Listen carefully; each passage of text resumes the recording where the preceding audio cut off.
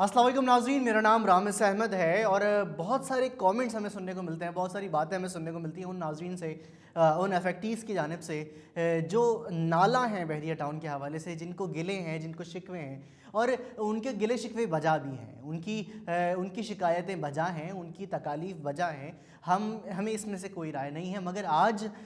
मैं जो ये वीडियो लेकर आया हूँ, आज जो मैं बात करना चाहता हूँ वो एक न्यूट्रल ओपिनियन लेकर बात करना चाहता हूँ और चीज़ों को वाज़ेह तौर पर जो है आपके सामने रखना चाहता हूँ। देखें, बहरिया टाउन के केस को हम थोड़ा सा स्टडी करेंगे और जानेंगे कि हुआ क्या, मामला क्या था और किस तरीके से चीज़ों को डेवलप किया गया, किस तरीके से चीज़ों को डिलीवर किया गया, किस जगह पर लोगों के नुकसानात कराए गए और किस जगह पर लोगों ने भारी मुनाफे कमाए। वो कौन लोग थे और किसको ज़्यादा फ़ायदा रहा। बहरिया टाउन कराची की अगर मैं कहानी शुरू करता हूं तो मुझे 2013-14 की टाइमलाइन पर जाना पड़ेगा। 2013-14 में Bahria town Karachi M9 super highway पर रोनमा हुआ और वहां पर हमें देखने को मिला कि एक ऐसा शहर आबाद होने की प्लानिंग की जा रही थी कि जो कि अपनी मिसाल आप बन जाएगा आने वाले वक्त में, और इसको आलमी सतह पर तस्लीम भी किया गया। लोगों ने एशिया की सबसे ज़्यादा खूबसूरत कम्युनिटी का जिक्र बहरिया टाउन कराची की बुनियाद पर रखा, उसका जिक्र किया इसको लेकर और कहा कि ये वाकई ये स्टेट ऑफ द आर्ट काम था और state of the art delivery थी रियल एस्टेट की किसी भी सेक्टर में पाकिस्तान के हवाले से। 2013-14 में ये प्रोजेक्ट लॉन्च हुआ और 2013-14 में बहुत सारे लोगों ने अपना भरोसा दिखाते हुए, क्योंकि बहरिया टाउन कराची ने इससे पहले लाहौर, इस्लामाबाद और रावलपिंडी इन एरियाज़ में भी काम किया था, तो लोगों ने भरोसा दिखाया और इन्वेस्ट किया। मगर हुआ कुछ यूँ कि 2015 में पाकिस्तान रेंजर्स की जानिब से बहरिया टाउन कराची के ऊपर ये एलिगेशन लगाई गई कि ये जो जितनी भी ज़मीन पर लैंड एक्विजिशन की गई है, जितनी ज़मीन पर लोगों के ट्रांसफ़र, लोगों को प्रॉपर्टियां दी गई हैं, बहरिया टाउन की असल मलकियत में वो तमाम ज़मीनें नहीं हैं, बल्कि वो जो है वो उससे कम ज़मीन बहरिया टाउन कराची के पास है और उसने ज़्यादा यानी कि ज़्यादा लैंड एक्विजिशन दी है, ज़्यादा लोगों को जो है वो प्रॉपर्टीज़ ट्रांसफ़र की हैं। इस मामले को पहले तो रफ़ा दफ़ा कर दिया गया, फिर 2016 में ये देखने को मिला कि प्रॉपर MDA के ऊपर भी जो है कि ये MDA के ऊपर और लीगल अथॉरिटीज़ के ऊपर ये बात की गई कि बहरिया टाउन कराची को जो है वो गैर कानूनी ज़मीन दी गई। उसके बाद हुआ कुछ यूँ नाज़रीन कि बहरिया टाउन कराची की वो गैर कानूनी ज़मीन के ऊपर प्रॉपर केस शुरू हुआ। MDA यानी कि जो मलीक डेवलपमेंट अथॉरिटी जिसकी बाउंड्रीज़ में बहरिया टाउन कराची की हदें आ रही थी, वहाँ पर हमें देखने को मिला कि वो उसके प्रॉपर डॉक्यूमेंटेशन में मसला था, प्रॉपर लीगलाइज इशू में मसला था और प्रॉपर उस ज़मीन की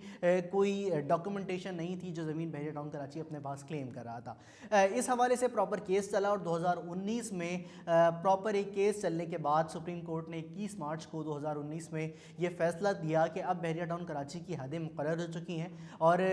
उन हदों के मुकर्रर होने के बाद बहरिया की बाउंड्री डिसाइड की गई, बहरिया की बाउंड्री वॉल हुई और उसके बाद हमें ये देखने को मिला कि बहरिया टाउन कराची की हदें जब मुतय्यन हुई तो बहुत सारे लोग अपनी प्रॉपर्टीज़ को बहरिया की हदों से बाहर उन्हें देखने को मिला। वो लोग इफेक्टीज़ कहलाए गए जिनको अलॉटीज़ होना था, वो लोग मुतासरीन कहलाए गए कि जिन्हें मुनाफे में और अपनी जायदाद के ऊपर खड़ा होना था। मगर हुआ कुछ यूँ कि बहरिया टाउन कराची ने उन तमाम लोगों के लिए भी सुप्रीम कोर्ट ने ऑर्डर दिया कि जितने भी अफेक्टीज़ हैं, आप बहरिया टाउन की जिम्मेदारी है कि वो उनको कंपनसेट करे और उसके साथ साथ सुप्रीम कोर्ट में बहरिया टाउन कराची ने बाउंड्री डिसाइड करते हुए ये भी कहा कि अब आपकी जो 26,500 एकड़ की ये ज़मीन थी, ये कट कर तकरीबन 17,000 एकड़ की ज़मीन बन होकर रह गई है। यहीं पर आप जो है तमाम अपनी डेवलपमेंट का और लैंड एक्विजिशन का तमाम काम जो है वो कर सकते हैं। 460 अरब पाकिस्तानी रुपए जो है इसका जुर्माना करार पाया, कुछ यकमुश्त रकम जमा करवाई गई, कुछ इंस्टॉलमेंट्स बनवाई गई और इस जुर्माने की मुकर्ररा मुद्दत 7 साल रखी गई। 2013 से लेकर 2021 में आज हम खड़े हैं और इस दौरानिए में हमें देखने को मिला कि मुख्तलिफ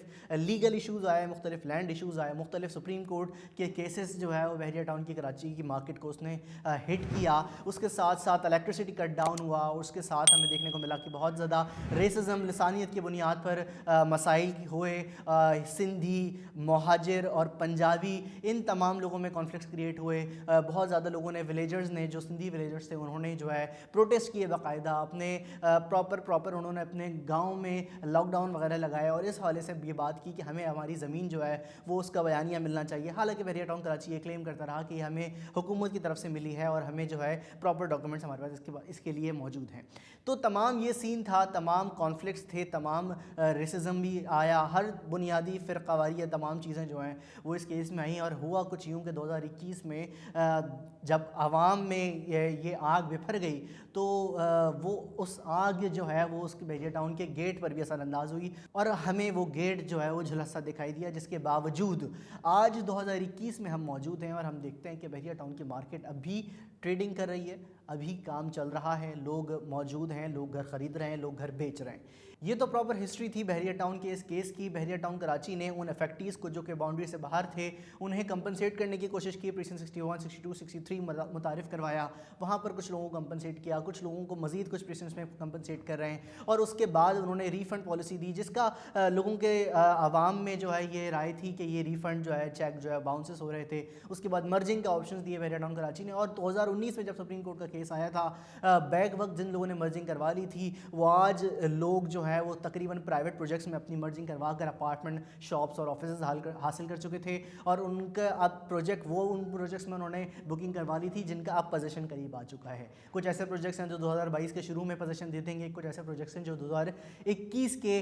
ختم میں جو ہے وہ پوزیشن دے دیں گے، اور اس دورانیے میں ہمیں یہ دیکھنے کو ملا کہ وہ لوگ جو مرجنگ میں چلے گئے وہ فائدہ اٹھا سکے، وہ لوگ جو مرجنگ میں بیک وقت انہوں نے ڈیسیجن لیا ان کو فائدہ ہوا، اور وہ پراپر اب اپنی پراپرٹی رکھتے ہیں، اور جنہوں نے جو کنفیوز تھے، جن کو یہ فیصلہ کرنے میں مشکل ہوتی رہی، وہ آج بھی اپنی کوئی زمین نہیں رکھتے ہیں اور بحریہ ٹاؤن کی جانب کو کلیم کرتے ہیں، اس کو صلواتیں سناتے ہیں اور گلے شکوے کرتے ہیں، جو کہ بجا بات ہے۔ بحریہ ٹاؤن کراچی کو اس نے زیادتی کیا، اس کو ایسا نہیں کرنا چاہیے تھا، اصولی طور پر ایسا نہیں کرنا چاہیے تھا، مگر معاملہ یہ ہوا۔ اس دورانیے میں ہم نے یہ دیکھا کہ بحریہ ٹاؤن کی کنسٹرکشن ڈیولپمنٹ ورک کہیں رکا نہیں، بلکہ بحریہ اپنی پیس سے کام کرتا رہا۔ اس نے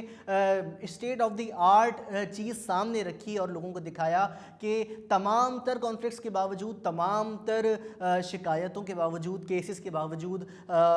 کٹ ڈاؤن، الیکٹریسٹی کٹ ڈاؤن کے باوجود بحریہ نے اپنا کام نہیں روکا، جبکہ ہم دیکھتے ہیں کہ مختلف پاکستان میں جگہوں پر اگر کوئی ایک کیس بھی چل جاتا ہے تو وہ پروجیکٹ رک جاتا ہے، 7 سال اس کے افیکٹیز اور بلڈرز وغیرہ جو ہیں وہ کورٹ کے جو ہے وہ چکر کاٹتے رہتے ہیں، اور وہ پراپر ڈیلیور بھی نہیں ہو پاتا ہے، نہ لوگوں کے پاس کوئی چیز پہنچ پاتی ہے، نہ کوئی بلڈر چیز ڈیلیور کر سکتا ہے، تمام چیزیں جو ہیں وہ رک جاتی ہیں۔ مگر اس کے باوجود ہمیں بحریہ ٹاؤن کراچی میں یہ دیکھنے کو ملا کہ کام اپنی پیس سے ہوتا رہا، اور اب بحریہ ٹاؤن کراچی تقریباً اپنے 38% میں ڈیولپمنٹ ورک مکمل کر چکا ہے، اور کچھ جگہوں پر ایسا ہے کہ جہاں پہ ڈیولپمنٹ ورک چل بھی رہا ہے، مکمل کر کے دے دے گا، اور بہت اچھی مارکیٹ چل رہی ہے۔ اس دورانیے میں بحریہ ٹاؤن کراچی نے ڈیم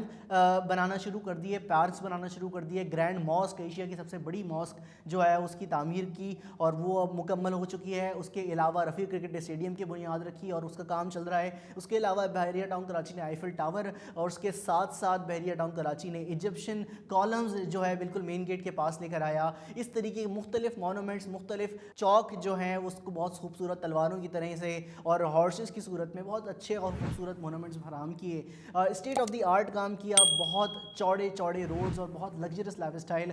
دبئی کے اسٹینڈرڈ کا لائف اسٹائل جو ہے وہ بحریہ ٹاؤن کراچی نے پرووائڈ کیا۔ ان تمام دورانیے میں جن لوگوں کو گلے شکوے تھے ان کے گلے شکوے اپنی جگہ قائم رہے، اور جن لوگوں کو کام کرنا تھا، جو لوگ کما پا رہے تھے، جو لوگ بزنس کر رہے تھے، وہ اپنا بزنس کرتے رہے۔ آج میں اپنی نیوٹرل رائے دیتے ہوئے یہ کہوں گا کہ اگر آپ بھی بحریہ ٹاؤن کراچی کے حوالے سے کوئی گلا شکوہ رکھتے ہیں تو آپ کا گلا بالکل درست ہے، آپ کے کیس کو سالو ہونا چاہیے، یہ آپ کا حق ہے کہ آپ کو آپ کے حصے کی پراپرٹی ملے، آپ کی زندگی بھر کی جمع پونجی ہے، آپ کی زندگی بھر کی کمائی ہے جس کو آپ نے بھروسہ کرتے ہوئے لگایا، اگر وہ چیز ڈیلیور نہیں ہوئی تو یہ ڈیولپر کا مسئلہ ہے، یہ ریاست کا مسئلہ ہے، اس چیز کو ریزالو ہونا چاہیے۔ ہم ایز اے چینل،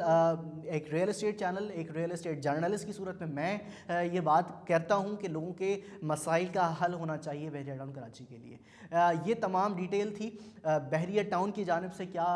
رائے تھی، بحریہ ٹاؤن نے کس طریقے سے کام کیا، اور اس کے ساتھ ساتھ لوگوں کی کیا رائے تھی اور لوگوں نے کس طریقے سے کلیم کیا۔ اس صورت میں ہمیں یہ دیکھنے کو ملا کہ بحریہ ٹاؤن کراچی میں بہت اعلیٰ سطح پر کام کیے گئے۔ آج کی ویڈیو کے لیے بس اتنا ہی۔ میں اجازت چاہوں گا شاہد ماکلی کے ان اشعار کے ساتھ کہ آپ سرمایہ لگائیں میرے سیارے پر، کس نے جانا ہے کسی دوسرے سیارے پر، ہم نے تپتے ہوئے ماحول پہ نظمیں لکھیں، لوگ اشجار اگاتے رہے سیارے پر۔